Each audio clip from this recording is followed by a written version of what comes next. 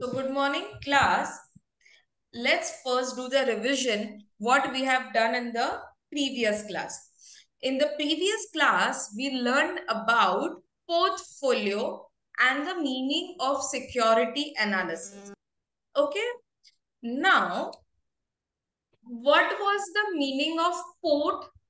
See, I told you we should divide this word and then we should learn this word. So, port means group and folio means numbers.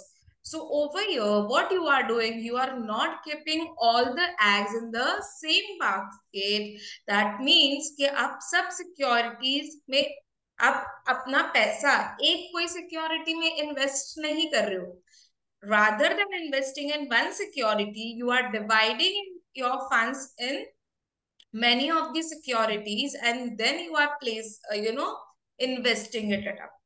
Okay, let's take one example to learn this. Okay, सबने तारक मेहता का उल्टा चश्मा serial पता है सबको? कहीं ना कहीं या तो अभी या तो पहले देखा होगे episodes. Everyone is aware about it. Do you know the character known as Bhide in that? Atmaram Tukaram Bhide. Yes, everyone is aware. Fine. ठीक है. तो let's learn this by a story method. Okay. So I'm just making an imaginary story to put this in the explanation. So एक दिन ना आत्माराम तुकाराम जो भिड़े था वो उन्होंने एग्स खरीदे थे. ओके. एंड वो एग्स लेके अपने घर से एग्स लेके मार्केट में जा रहा था और you can say that from market he was coming to the home. ठीक है. नाउ जब वो गोकुलधाम सोसाइटी में पहुंचा तो ग्राउंड पे टप्पू सेना थी. And you know how the Tappu Sena is notorious one. So the Tappu Sena was playing the cricket and उसका जो भी बॉल था वो जाके सीधा जो भिड़े बैग में एग्स लाया था सीधा वो एग्स पे गिरा and all the eggs got broke. ठीक है. सारे फूट गए. नाउ अब तो आपको पता है भिड़े था गुस्से वाला.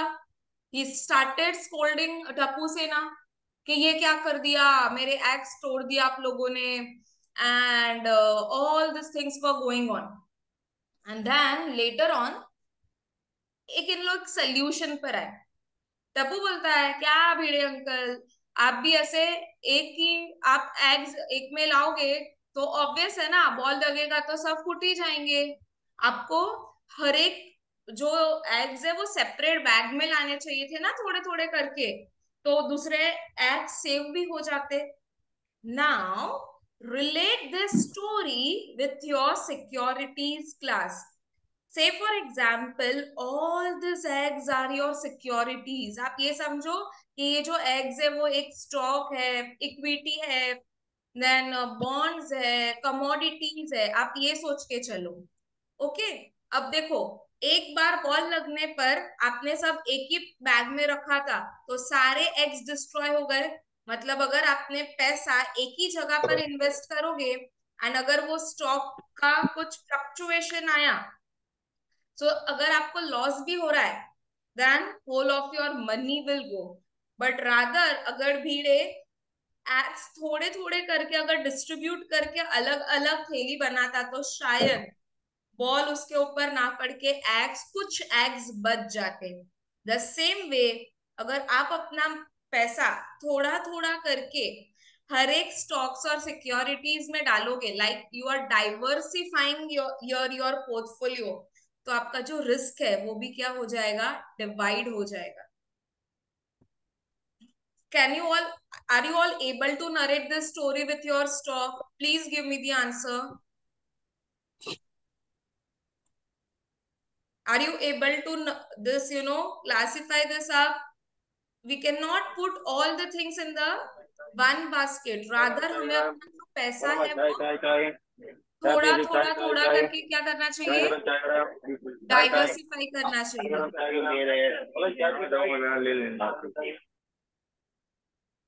Now do you all know class there is a difference between two words, saving and savings.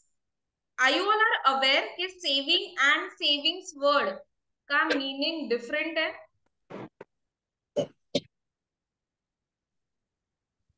I'm waiting for your answers. What do you feel? Both the words are same or they have some difference? The word saving and savings, is it same or it is having some difference?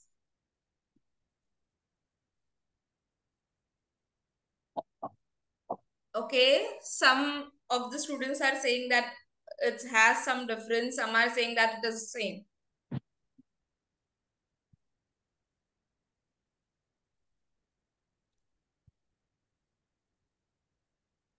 So class, let me tell you, saving and savings, ये जो दोनों word है वो अलग है. Okay, how this is different? Listen this very carefully. Okay, what is savings? ठीक है, savings का मतलब है आपके पास जो इनकम आई, आपने वो इनकम में से जितने भी खर्चे कर दिए, ऑल दी एक्सपेंसेस, जितना भी एक्सपेंसेस था वो करने के बाद जो पैसा बचा, वो बचने वाले पैसे को हम बोलते हैं सेविंग्स. एंड वो पैसा, जो बचा हुआ पैसा है, you can invest it somewhere. और सर्टन पीपल क्या करते हैं, वो आइडल मनी ऐसे ही बैंक में डाल देते हैं. You can put that into the bank deposit or you can invest in the shares, bonds, golds. Okay.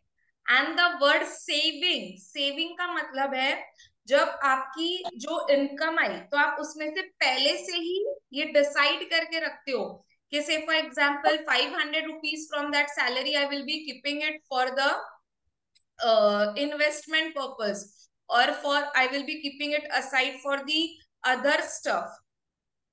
तो उसको बोलते हैं हम सेविंग. तो सेविंग का मतलब होता है when you are पुटिंग, पहले से ही आप अपने इनकम में से कुछ पार्ट रिमूव कर देते हो इन्वेस्टमेंट या करने के लिए, या तो फिर for some other purpose. And savings का मतलब होता है when from your income, when you distribute all your expenses, जितने भी obligations है, liabilities है, वो पे करने के बाद जो लेफ्ट ओवर अमाउंट बचता है उसको हम कहते हैं savings. Is it clear that the word saving and the savings is having the difference? It's not the same. Okay, now in the previous class we learned about, I told you कि there are 3 attributes. Okay, 3 attributes है हमारे investment का, and those 3 attributes were, one was security. As I told you that we always require some certainty कि at least हमारा जो principal amount है वो तो recover हो ही जाए. हमें हमारे पैसे की एक लिक्विडिटी चाहिए कि when we require a urgent needs of fund, तो हम उसको इजीली कन्वर्ट कर सके, हमारी जो इन्वेस्टमेंट है उसको कैश में कन्वर्ट कर सके. And I told you that the third one was yield. What you mean by the word yield? yield means net returns out of any investment. तो ये पर्सन हमेशा जब you can say that this is like a Bermuda triangle. Triangle के कैसे 3 sides होते हैं, वैसे इसके ये मेन 3 attributes है. You can say, even say that these are the 3 main objectives, that a person want a proper security of its money, he wants a proper liquidity, and investment में से उसको एक proper yield चाहिए होता है. Yield is a net returns. Okay, now let's move to the another part of the investment, that is characteristics of investment. Okay, these characteristics are also known as features. So don't get confused if in the exam, if the question is coming like this, like write the features of investment. So features bolo, characteristics bolo, it is one and the same. So what is the first characteristics now? See, हमेशा एक चीज याद रखना, investor के पास ना alternative avenues बहुत होते हैं इन्वेस्ट करने के लिए. नाउ इन्वेस्टमेंट, जो इन्वेस्टर होता है उसको एक वाइज डिसीजन लेना होता है कि उसको कहाँ पर इन्वेस्ट करना है, उसको कितना रिस्क लेना है, how much returns he is expecting. All this depends upon the individual investor. Okay, तो जब आप इन्वेस्टमेंट करने जाते हो तो which is a first factor you are keeping in the mind, that is a risk factor. So the first factor is a risk factor. Now what is risk class? पहले तो हमें ये समझना चाहिए कि रिस्क है क्या. Risk refers to the loss of the principal amount of an investment. ठीक है, जब आपका प्रिंसिपल जो अमाउंट है, आप जब इन्वेस्ट करते हो और जब आपका जो प्रिंसिपल अमाउंट का लॉस हो जाता है तो हम उसको बोलते हैं रिस्क. एंड ये एक सबसे मेजर कैरेक्टरिस्टिक है इन्वेस्टमेंट का. एंड हमेशा याद रखो, कोई भी इन्वेस्टमेंट हो, every investment contains certain level of risk. ठीक है, सो व्हाट, अगर कोई आपको पूछ रहा है what is a risk, what you will say that risk refers to the loss of the principal, और you can even say that अगर पेमेंट ऑफ इंटरेस्ट में डिले हो रहा है तो ये एक रिस्क है. ठीक है, आप लोग एग्जाम में पढ़ के नहीं गए हो कुछ भी. ठीक है, और आपने ऐसा सोचा कि मैं ऐसे ही एग्जाम दे देता हूँ और पास हो जाऊंगा, तो then that is a risk, you are taking a risk. You know आपने से फॉर एग्जाम्पल 4 मॉड्यूल्स थे, 3 मॉड्यूल्स आप करके गए. ठीक है, एग्जाम के लिए प्रिपेयर करके गए, और एक मॉड्यूल आपने completely you left it aside, and suddenly वही मॉड्यूल से सबसे ज्यादा क्वेश्चन आए, you have taken the risk. So in a daily life also the risk is involved, even in the investment the risk is involved.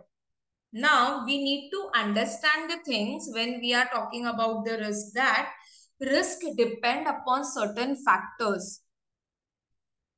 ठीक है, हमेशा याद रखना, लॉन्ग टर्म में हम जितना इन्वेस्टमेंट करते हो ना उतना रिस्क भी ज्यादा होता है. Longer the duration of investment, investor will be taking the larger risk. और जब शॉर्ट टर्म में इन्वेस्ट करते हो ना तो compare to a long term the risk is shorter, थोड़ा कम होता है रिस्क शॉर्ट टर्म में. बट लॉन्ग टर्म में, सी आज आपने इन्वेस्ट किया 1 लाख रुपीज फॉर 10 years. अब 10 years is a longer time, तो आपको नहीं पता कि 10 years के बाद आपको आपका प्रिंसिपल अमाउंट मिलने मिलेगा या नहीं भी मिल सकता है. बट यही अगर 1 लाख आप 1 ईयर के लिए इन्वेस्ट करते हो, तो एटलीस्ट यू आर सर्टेन कि आफ्टर अ वन ईयर, उधर भी ये तो अनसर्टनिटी तो है कि 1 ईयर के बाद भी मिलेगा या नहीं, बट एटलीस्ट ईयर कम है तो हम जो रिस्क फैक्टर भी है उधर हमारा वो थोड़ा कम है. सो द इन्वेस्टमेंट का अगर मेच्योरिटी ड्यूरेशन इज लॉन्गर ना, then the investor will be taking the larger risk, उसमें रिस्क भी ज्यादा होता है. Then, if the person is investing in any type of government securities, government है या तो सेमी गवर्नमेंट बॉडीज में अगर आप कोई सिक्योरिटीज में इश्यू कर रहे हो, तो as compare to other securities the risk are very less, very less. Okay, जब डेट में करते हो, फिक्स डिपॉजिट्स में करते हो, सी हम most of the people goes for in the bank fix deposits. तो ये फिक्स डिपॉजिट्स में क्यों जाते हैं, वहां पर जो रिटर्न्स है वो भी कम है और रिस्क का जो लेवल है ना वो भी कम है. ठीक है, and at the same time you invest in the equity, तो इक्विटी में रिस्क भी ज्यादा है, जबकि आपको as compare to FD returns भी ज्यादा मिलेगा. So now are you able to, understand this risk? That risk depends upon certain of the factors कि इन्वेस्टमेंट का मैच्योरिटी ड्यूरेशन क्या है, आप कैसे टाइप के सिक्योरिटीज में इन्वेस्ट कर रहे हो, इसके ऊपर भी आपका रिस्क का जो डिग्री है it depends upon that also. Tax कितना है, प्रोविजन कितना है टैक्स का, the tax also influences the return of the risk. So the very first factor or a very first characteristics of investment is a risk. Now coming to the second one, risk and returns. See class, risk and returns always goes hand in hand. ठीक है, risk है तो साथ में returns भी है. Now हम जितने भी इन्वेस्टमेंट करते हैं, all are investment are undertaken for which purpose? For earning certain type of returns. हम इन्वेस्टमेंट क्यों करते हैं? ये सोच के कि हमें कुछ उसमें से रिटर्न्स मिले. Correct. So this returns from the investment also depends upon the nature of investment. कि कैसे टाइप का इन्वेस्टमेंट है, कितने टाइम के लिए आपने किया है, and even on the several other factors as well. So what is a returns? Returns means expected rate of return from an investment. आप अगर 1 लाख रुपीज इन्वेस्ट कर रहे हो तो आप एटलीस्ट ये सोचते हो कि मुझे उसका 10% तो मिलना ही चाहिए. So what is this? The expectation. आप जो एक्सपेक्ट कर रहे हो return, that is your return. Expected rate of return from an any type of investment is known as returns. Now, why the return is a major factor? Because it influences the investment which is made by the investor. And हमेशा एक चीज याद रखना, अगर मैं invest कर रही हूँ या तो आप लोग कोई इन्वेस्ट कर रहे हो ना, हम यही सोचेंगे कि हमें रिटर्न्स ज्यादा मिले. सो नॉर्मल लेमैन, जितने भी एक नॉर्मल पर्सन होंगे, वो यही सोचेंगे यार कि ऑलवेज मुझे सबसे ज्यादा रेट ऑफ रिटर्न मिलना चाहिए. हम अगर थोड़ा छोटा अमाउंट भी इन्वेस्ट करेंगे ना, शेयर में भी थोड़ा अमाउंट डालोगे ना, फिर भी हम in the back of the mind what you think, अरे मुझे इसमें से अच्छा रिटर्न्स मिलेगा ना, और मिलना ही चाहिए. Okay, so these two factors, risk and return, is very important, and that is why it is known as they are the major characteristics. The third point is a safety. Now, what is the safety? Safety का मतलब होता है protection. तो यहाँ पर आप किसको protection कर रहे हो इधर?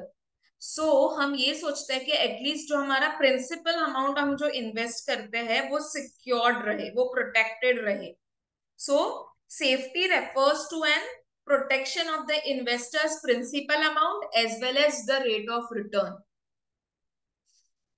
ठीक है, हम किसके लिए प्रोटेक्शन कर रहे हैं? तो for two things, one is for the principal amount and another one is for the rate of return. And this is very crucial element of the investment.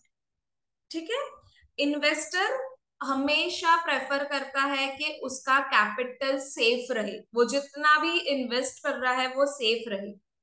And capital is the certainty of the return. ठीक है, without losing any money, हमें क्या चाहिए कि हम timely अपना पैसा retain कर पाए. ठीक है, इसके लिए तो लोग गवर्नमेंट बॉन्ड्स में डालते हैं, क्योंकि कंपैरेटिवली जो रिस्क सिक्योरिटीज है वो कम है. ठीक है, so in case always remember one thing, that invest जो भी एक इन्वेस्टर होगा, they prefer the higher rate of return, and investor will choose the private securities and safety of his security. वो पहले यही सोचेगा कि मुझे मेरा प्रिंसिपल अमाउंट कैसे भी करके सेव करना है और मेरा रेट ऑफ रिटर्न सेव करना है. एटलीस्ट अगर मेरा पैसा भी अगर डूब रहा है तो मुझे मेरा प्रिंसिपल अमाउंट तो नहीं डूबना चाहिए. So this is nothing but this is the giving the protection. Then next characteristic is liquidity.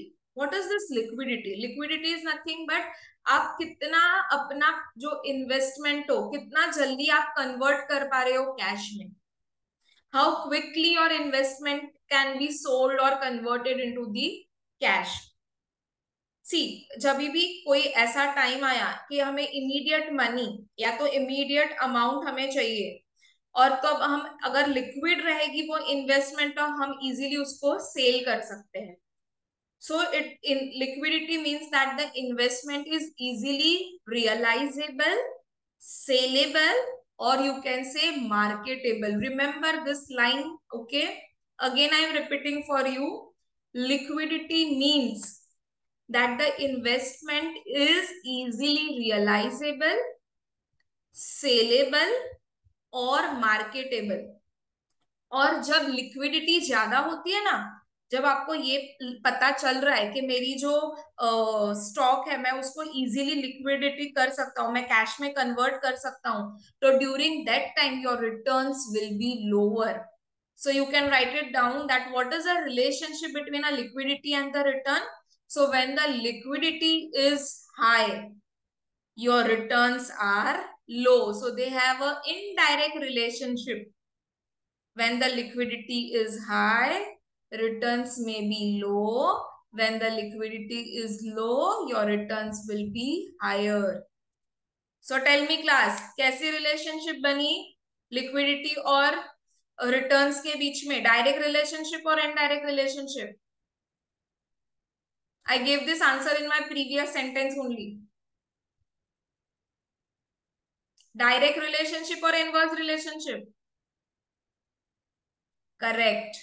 Inverse relationship, or you can say indirect relationship. Very good. Now, class, apart from this four, we learned this four. मुझे चाहिए कि कोई एक student मुझे ये चारों के नाम बताए. Someone can unmute yourself and tell me the name of all these four characteristics.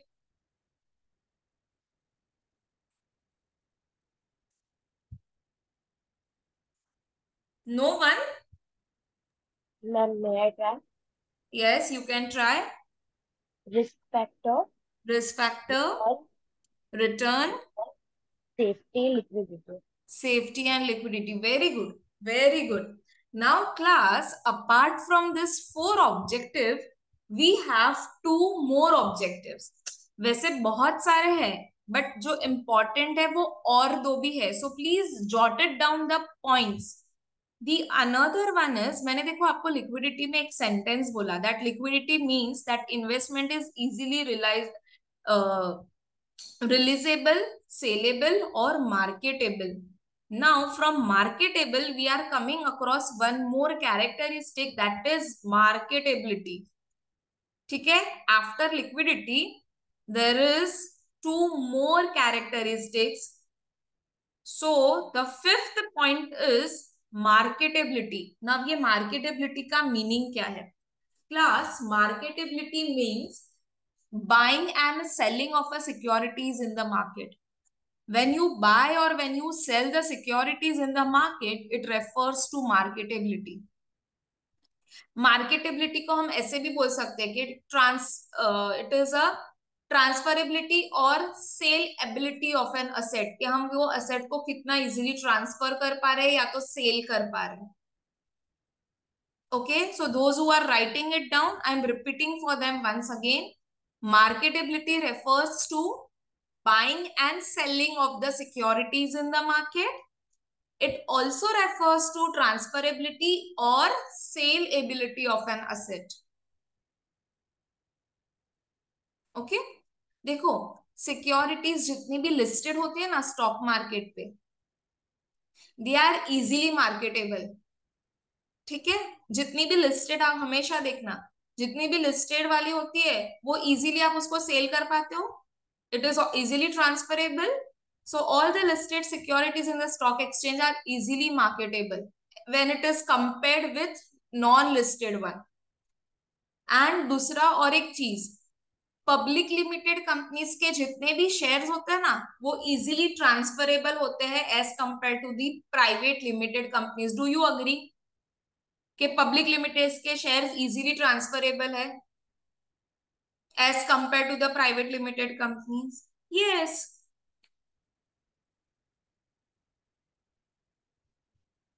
But at the same time जब आप बैंक में फिक्स डिपॉजिट्स में अगर आप ये करते हो ना तो fix deposits are never transferable. अब मैंने मेरे नाम पे डिपॉजिट्स की, अब मुझे वो डिपॉजिट्स को ट्रांसफर करना है मेरी मम्मा के नाम पर, I can not do it. ये सो जो भी investment like bank fix deposits है, they are not transferable at all. So you have to keep this in a mind. और हम ये जो इन्वेस्टमेंट करते हैं, this for the fifth point was marketability. Now I am going to the sixth point, that हम जो investment करते हैं वो हम किसके लिए करते हैं? For growing our capital. So name of the point is capital growth. Again, I am repeating. The sixth point of your characteristics is capital growth. Now, what you mean by the capital growth over here? So, capital growth का मतलब होता है appreciation of an investment. जब आपकी investment appreciate करती है तब आप उसको बोलते हो capital growth. So capital growth refers to appreciation of investment. और आज के टाइम में ना कैपिटल ग्रोथ का बहुत इंपॉर्टेंस है. it is recognized as a connection between this corporation and industry growth. And जो भी इन्वेस्टर्स होते हैं या तो जो भी उनके एडवाइजर्स होते हैं ना, दे आर कॉन्स्टेंटली सीकिंग कि हम वैसी कोई सिक्योरिटीज देखें जिसमें हमें ना ग्रोथ स्टॉक्स ज्यादा मिले. तो वो हमेशा ना ग्रोथ स्टॉक्स पर ज्यादा फोकस करते हैं. Always remember this point. Okay, so tell me, what was the fifth point, class? Name of the fifth point was Marketability. marketability. Very good. And what was the sixth point? Capital Capital growth. Capital growth. Capital growth. Capital Very good. Now, one more I am adding to it. This will be your eighth point, and the name of the point is purchasing power stability. Purchasing power stability. What do you mean by the word purchasing power, class? जब मैं बोलती हूँ purchasing power, इसका मतलब क्या होता है? Yes, buying capacity. Very good. Those who are giving me the answers in the chat box, good. Purchasing power means buying capacity of the investment in the market. आप जब भी इन्वेस्टमेंट करते हो ना, it involves the commitment of your current funds with your objectives. आपका आप कितना bye कर सकते हो एक सिक्योरिटी को, आपकी कैपेसिटी कितनी है, हम उसको बोलते हैं कि इतना मेरा परचेसिंग पावर है. So investment is the employment of the funds. हाँ, और कौन से ऑब्जेक्टिव से किया जाता है? फंड्स एम्प्लॉयमेंट मतलब हम फंड्स डालते हैं with an objective to earn the income and with the objective to appreciate our capital.